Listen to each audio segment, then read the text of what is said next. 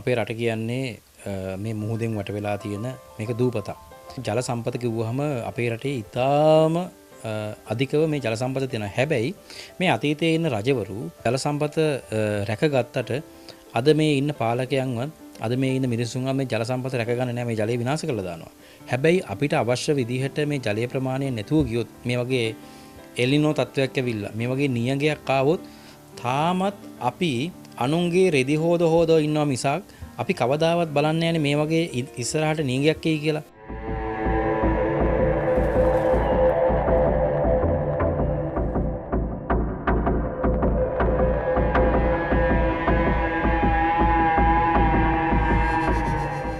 ඉදිරියට නියඟයක් එනවා. මේ වගේ එල්නිනෝ තත්වයක් ලංකාවට ආවොත් අපි කොහොමද බේරෙන්නේ?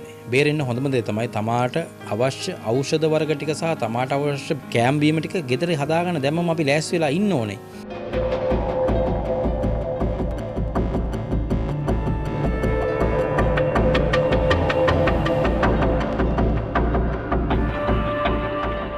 දැන් අතීතයේත් මේ වගේ නියඟවල් ආවා. ඒ වේදි කරේ ගෙදර අටුව පුරවලා අවශ්‍ය බඩු ටික තිබුණා. අවශ්‍ය අල වර්ග ටික තිබුණා ගලවගෙන. ඊට අමතරව හාල් ටික තිබුණා.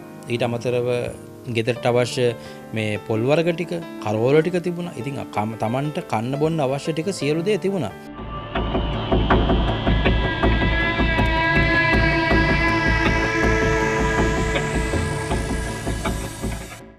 මේ ගහකොළ රෝපණය කරන්නේ නැහැ. මේ ගස් කපලා විනාශ කරනවා. ඉතින් මේ වගේ තත්ත්වයක් තියෙද්දී අපේ රටට එලිනෝ නැති වුණත් වෙන වසංගත වුණත් වෙන නියඟයන් වුණත් අපිට එන්න තියෙන ඉඩකඩ ඉතා වැඩි.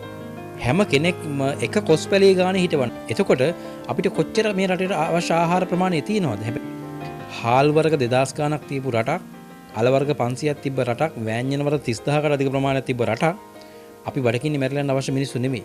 අපි බඩගින්නේ මැරලා යන්න වෙලා තියෙන්නේ අපි කන්නේම පිටරටින් ගේන ජහජරාව පමණයි.